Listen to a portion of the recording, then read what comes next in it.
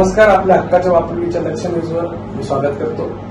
तब्बल 27 वर्षानंतर दिल्ली विधानसभा मध्ये एक हाती भारतीय जनता पार्टीची सत्ता आली.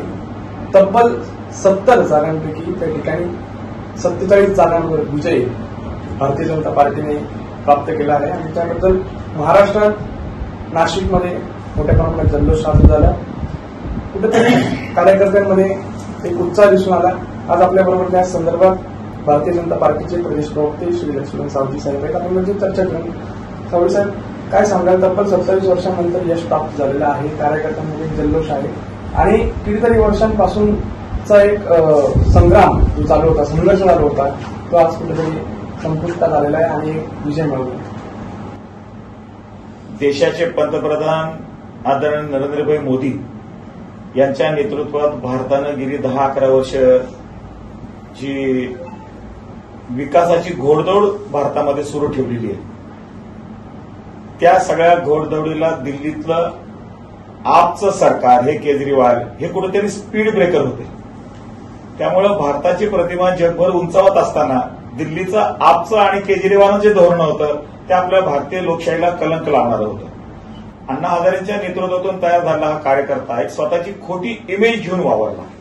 एक दाखवायची परिस्थिती वेगळी आणि त्याचं आचरण हे मात्र वेगळं होतं. आम्हाला गरीब माणसाची कणव आहे और आम आदमी का हमको विकास करना है म्हणून ही माणसं राजकारणात आली आणि गेली 10-12 वर्ष अत्यंत चुकीचं वागून, भ्रष्टाचाराचा उच्चांक करून त्या ठिकाणी दिल्लीमध्ये हे सरकार करत होते.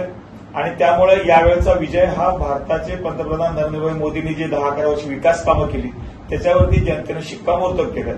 सगळ्यात महत्वाचं, भारतामध्ये लोकसभेला निवडणुकीला सामोरं जात असताना 10 वर्ष भारताची आगेकूच होत असताना यावेळेला नरेंद्र मोदींना येऊच द्यायचं नाही, भाजपचं एनडीएचं सरकार येऊच द्यायचं नाही असा संकल्प राहुल गांधी, शरद पवार यांच्या, सोनिया गांधी यांच्या इंडिया आघाडीने जो घेतला तर त्या आघाडीमध्ये केजरीवाल हे त्यांचे महत्वाचे नेते होते. आणि त्यामुळे लोकसभेला एक खोटा नरेटिव्ह पसरून थोड्या प्रमाणात त्यांना यश मिळालं. काही जागा भाजपच्या कमी झाल्या, परंतु सरकार पुन्हा भाजपचं त्या ठिकाणी आलं म्हणून हा देश यांच्या अराजकातून वाचला. परंतु भारताची जनता लगेच सुज्ञ झाली आणि त्याच्यानंतरच्या विधानसभेच्या निवडणुकीमध्ये पुन्हा मग महाराष्ट्र असेल, हरियाणा असेल आणि आता दिल्ली असेल, जनताने मात्र नरेंद्र मोदींच्या नेतृत्वामध्ये या ठिकाणी शिक्कामोर्तब केलेलं आहे. सगळ्यात महत्वाचं, ज्या वेळेला कर्नाटकमध्ये विजय काँग्रेसला मिळतो त्यावेळेला ईव्हीएम चांगलं असतं. जेव्हा वायनाडला राहुल गांधी विजयी होतो, प्रियंका गांधी विजयी होते, तेव्हा ईव्हीएम चांगलं असतं. आणि ज्यावेळेला भारतीय जनता पार्टीचा किंवा एनडीएचा विजय होतो, भाजपच्या मित्रपक्षांचा विजय, तेव्हा मात्र ईव्हीएमवरती खापर फोडण्याकरता पत्रकार परिषदा घेण्यामध्ये हे वेळ घालवतात.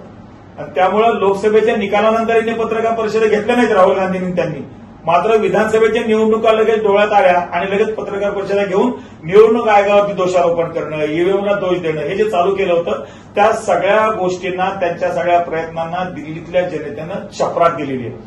सगळ्यात महत्वाचा, जो अर्बन नक्सलाईट जो एक विषय भारतामध्ये सुरू झाला होता त्याला केजरीवालचा पाठिंबा होता. खलिस्तानला पाठिंबा होता केजरीवालचा. त्यामुळे देशद्रोही असलेला केजरीवाल आणि देशद्रोही असलेला राहुल गांधी या दोघांनाही जनतेने नाकारून त्या ठिकाणी आता भारतीय जनता पार्टीला मोठ्या प्रमाणात विजय मिळवून दिलेला आहे.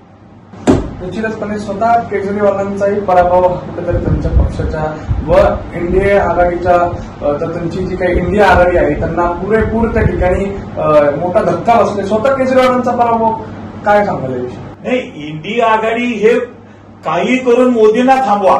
भारताचा विकास ज्यांना देशाच्या बाहेर जगामध्ये ज्यांना सहन होत नाही त्या परकीय शक्तीने, सोरोसच्या मदतीनं काँग्रेस आणि केजरीवाल एकत्र लोकसभेला सामोरे गेले होते. आणि शेवटी सत्तेच्या हावरटपणापोटी, सत्तेच्या हव्यासापोटीच केजरीवाल काय राहुल गांधी काय ते सगळं करतात. त्यांना भारतातल्या गरीब कल्याणाशिवाय काही घेणं नाहीये, भारताच्या विकासाविषयी काही घेणं नाहीये. परंतु एक खोटी इमेज तयार करून, खोटा नरेटिव्ह पसरून ते लोकसभेला सामोरे गेले होते. आणि आता लोक जागृत झालेत. याच्यानंतर केजरीवाल आणि राहुल गांधींचे मनसुबे यशस्वी होणार नाही.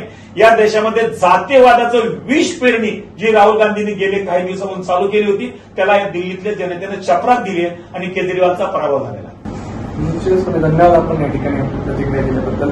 माझ्यासोबत कॅमेरामॅन रोहित, लक्ष न्यूज, नाशिक.